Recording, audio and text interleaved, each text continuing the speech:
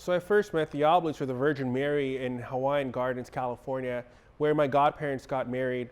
They got married in 2006 or so that's when I first got to interact with the Oblates or the Virgin Mary.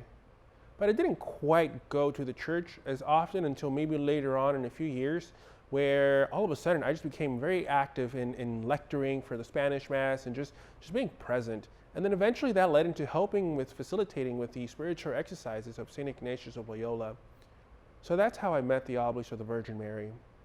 My vocation, I would say that I felt the calling. Most people would think from a young age, but that's not true for me. For me, it would be when I experienced the graces of the spiritual exercises at St. Peter's Chanel, where one of the graces was just having to accept God's will. Not my own will, but God's will.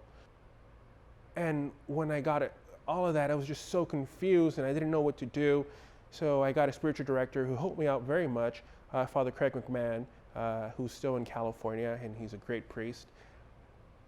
I went to spiritual direction with him. I met with the vocation director at the time, Father Jeremy Paulin. A few months later, after I met Father Jeremy, I did a come and see. And when I got to St. Clement's, when I walked inside that hall into the large refectory, it felt like home. And it was weird because I'm from California. Why would I want to study all the way in Boston? But that's where God was calling me. And I haven't had any regret ever since. It's been such a joyful ride. And of course, like any other ride, it has its ups and downs. But I feel very blessed to be part of the Oblate family. And part of being an Oblate community is learning from each other, because we all have such different backgrounds, such different life experiences. And when we all come together, God has called us together to be a community, to be the domestic church within the church. And I think God is calling us to holiness by living with other Oblate brothers. So I've experienced living in community at St. Clement's Eucharistic Shrine, Our Lady of Grace Seminary.